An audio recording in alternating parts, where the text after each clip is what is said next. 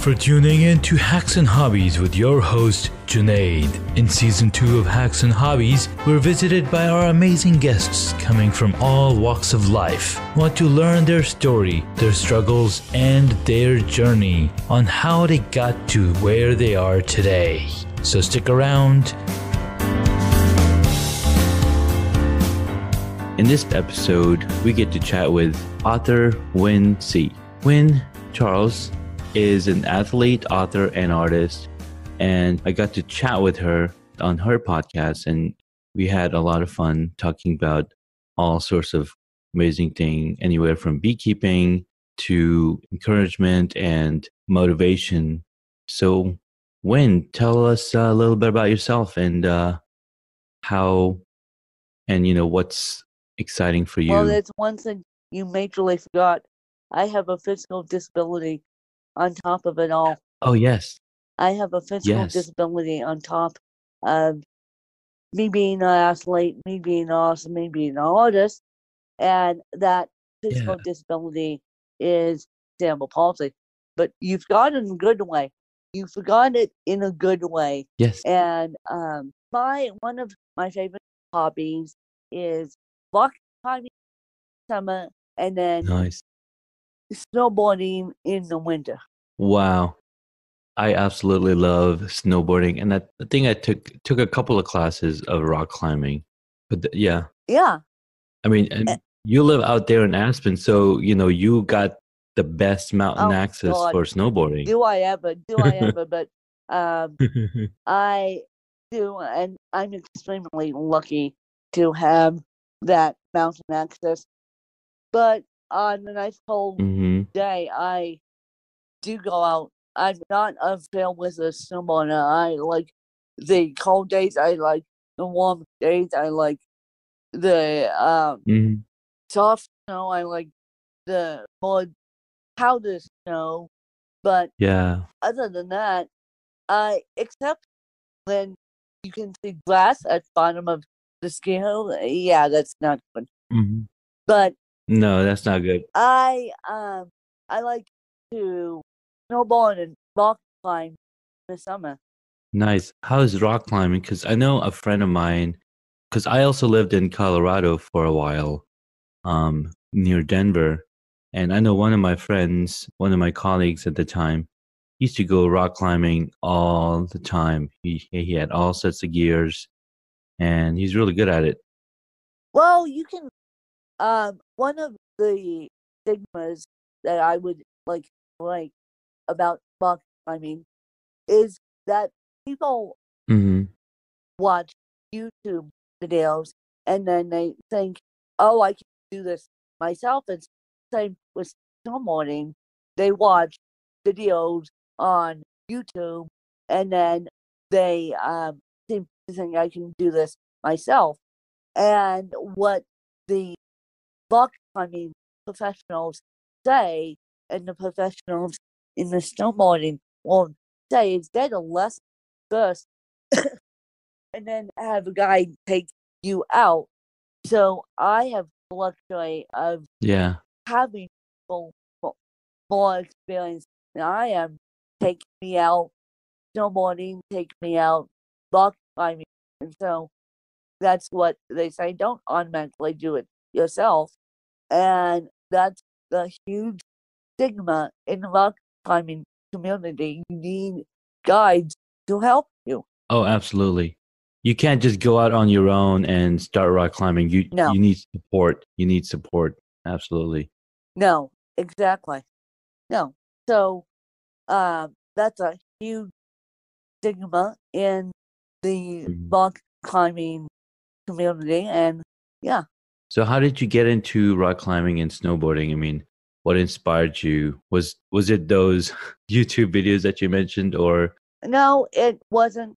It wasn't. I got into snowboarding at the age of 16 when snowboarding was brand new. I got in. I thought, well, let me try it, and I fell in love with it. And I used to ski. I skied up until the age of 16, and then I fell in love with snowboarding. Yeah. So you've been in that, what do you call that, culture, and living in that. I mean, living up in Aspen, you're gonna know about snowboarding. You're gonna know about skiing and all the snow sports or the winter Yes, sports for sure. yes. Nice. Once you embrace the culture, you will figure it out. Yeah, absolutely. So tell us a little bit more about your author. It says that you're an author of multiple books. So tell me how, what inspired you, and how you got into it, and what it took to actually write a book.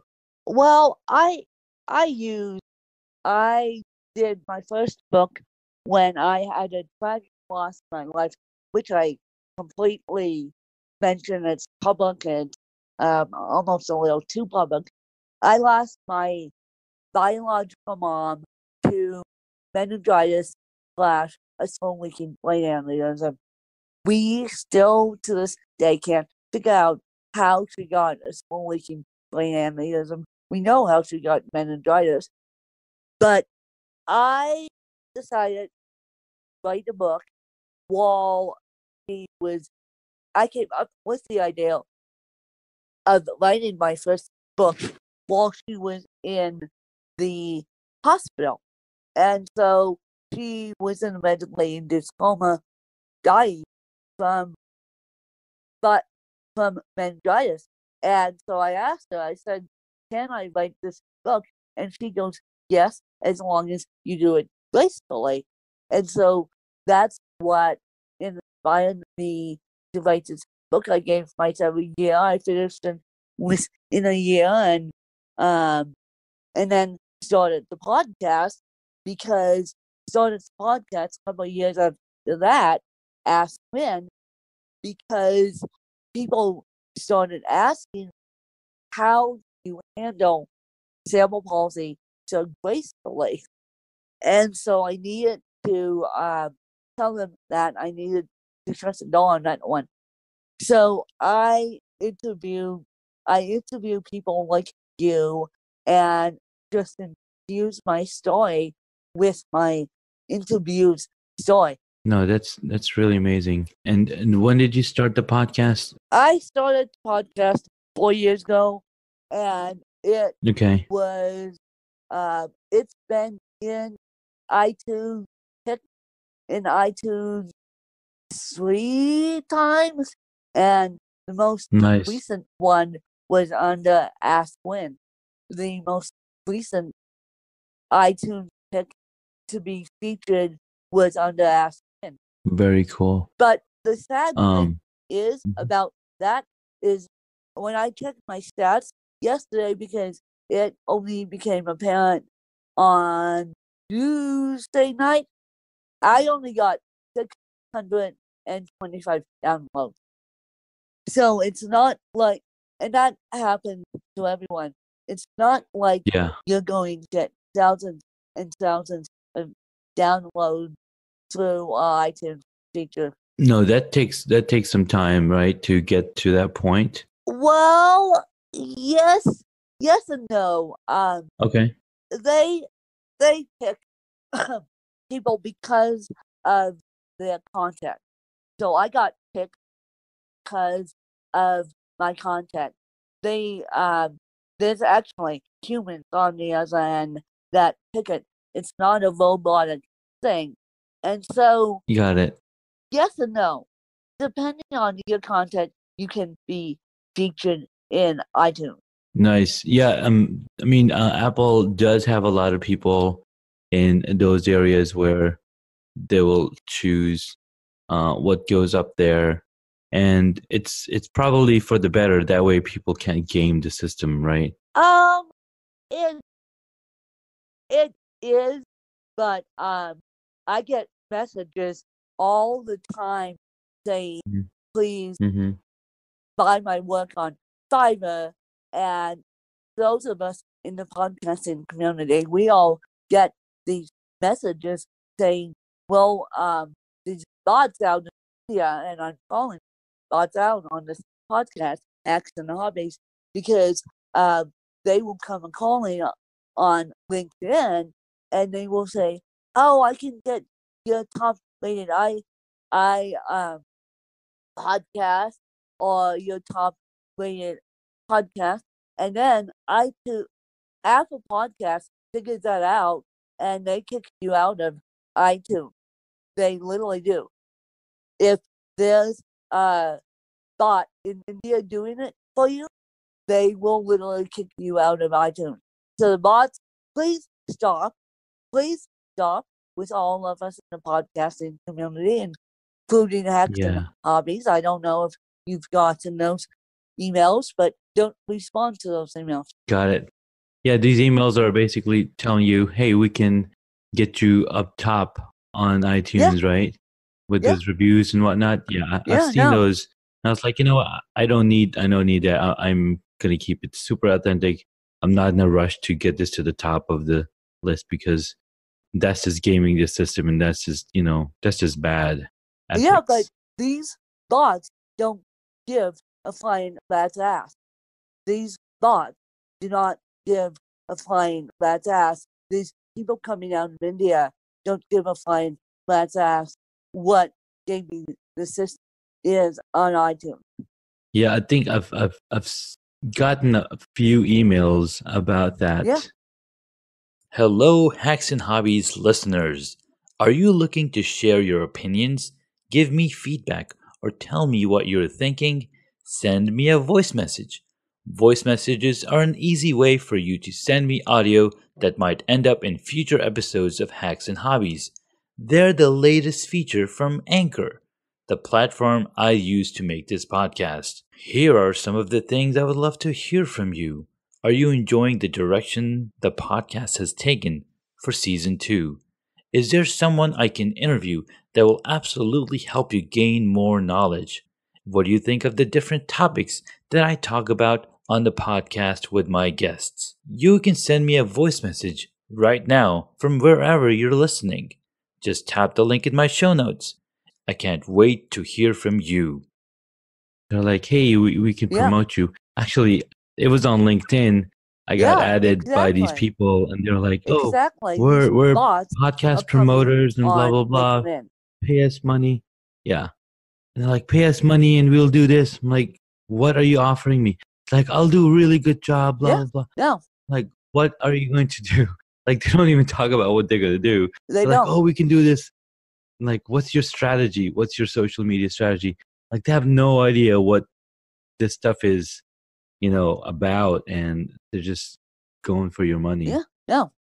So everyone that gets those messages on LinkedIn, don't touch Mhm. them. Everybody in the audience, listen up. Do not pay attention to those emails and messages coming to you telling you that they can promote your podcast, that they can get you to the top of the iTunes. That is just bad juju, bad Yeah. karma. Get you back.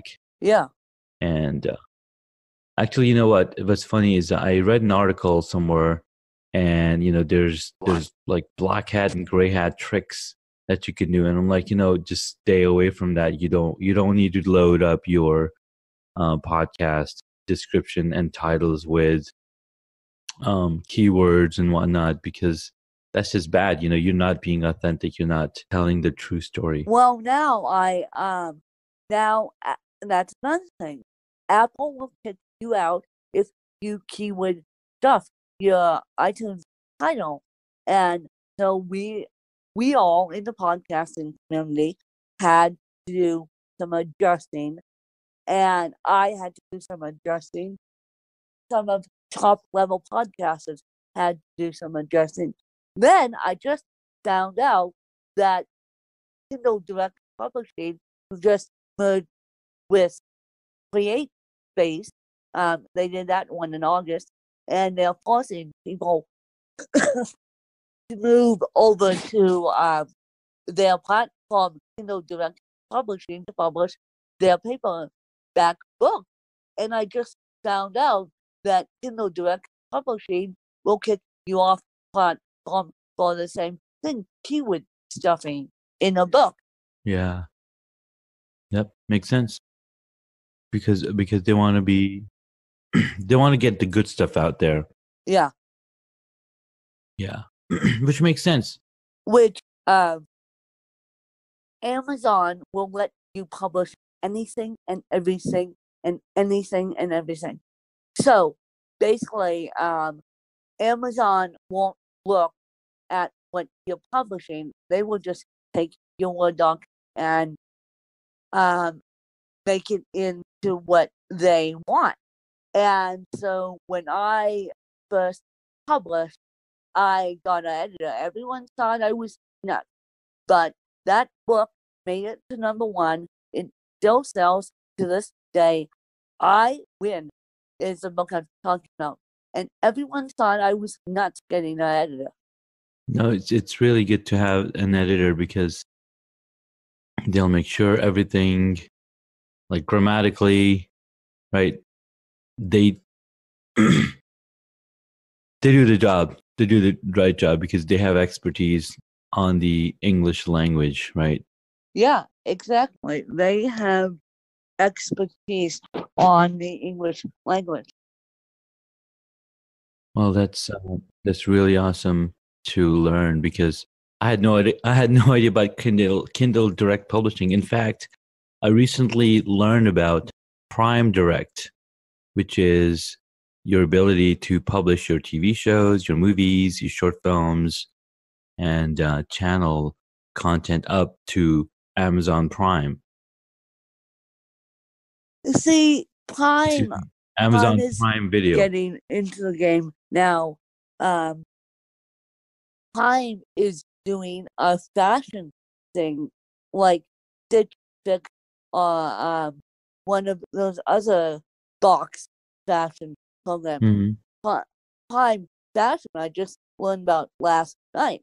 So now Prime is getting into the game because they want more customers. Makes sense. Everybody wants more customers, Yeah. right? Yeah, everyone wants more customers at that. All right. That's awesome. I mean, it's always great to chat with another podcaster because you get to learn about things that I did not know. I mean, you've been in the podcasting business for 4+ years, right? And I just recently started getting into it. But are you also being an author? That's another source of information, right? There's another source of experience that I don't have that you've had for for the time that you've been publishing content. So that's really cool to learn. Well, thank you. And Thank you. It's you're welcome. something I enjoy, and as soon as I get out of journalism school, I'll be publishing more books and Mm-hmm. publishing and continue to publish my podcast as well. Yeah, a good friend of mine, he's got a podcast going as well. His name is David Calvert of Car Thoughts with Dave. And he's got a good following going on. But he recently finished his first science fiction novel that he's been working on it for the past 6 months. And he's super excited. He finally handed it over to an editor. And so I'm going to share with him about Kindle Direct Publishing. Oh, he knows about it. He knows about it. Oh, he knows about He it. had Okay, the book there you go. over me, and now I'm a bigger fan of science fiction because of his book. Nice. Oh no. Yeah. Oh yeah, no. yeah. He's talked about Kindle Direct Publishing on his podcast, and he's talked about you. I've been on his podcast twice. Oh wow. Believe it or not. Nice. And I did a podcast takeover where I interviewed him. And as soon as he finishes the book, I'm going to do another podcast takeover on his podcast.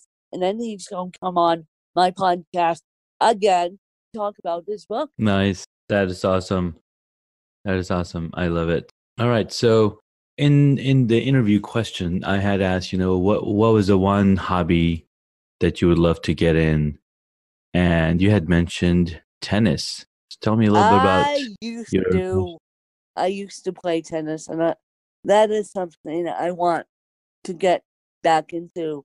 But me being a journalist, I don't see how. I literally don't see how because I'm so busy right now, and I'm getting podcast after podcast after podcast, not only on my own podcast, but on other people's podcasts, that tennis is a pastime that I would like to get back into, but I don't see how. Got it. Got it. It's really interesting, right? Everything requires time, right? Time is one thing that's always constant. It's always fleeting. It's something that's not coming back. So we've got to use the best of it, right? To use our time the most constructively that we can. Yeah, exactly. So, yeah, we've got to use our time most constructively. All right. So what's next? What else would you like to chat about? What's next? How about where people can find me and where people can listen to the podcast? People can Absolutely find me on LinkedIn under author Win C as a cookie, Win WIN, and yes, that's my legal name. And then author as an author in book. And then people can also follow me on Twitter under Win Kelly, KELY Charles, CHARLES, and I'm repurposing my content. They can also type in my name on YouTube and find my YouTube channel, which is a brand new thing. And so they can find me pretty much everywhere. They can find the Ask Win podcast pretty much everywhere, and my podcast, which I do via Anchor, Welcome Journalism. They can find that everywhere too. perfect. That is awesome. Thank you so much, Win, for the time and getting on the podcast. I will be including all of those links to the show notes so people can get in touch with you, listen to your podcast, and check out your book on Amazon. And if they just type in my name on Amazon, it should pop up. WIN. I win. I win. Awesome. Perfect. Thank you so much again for your time. Thank you.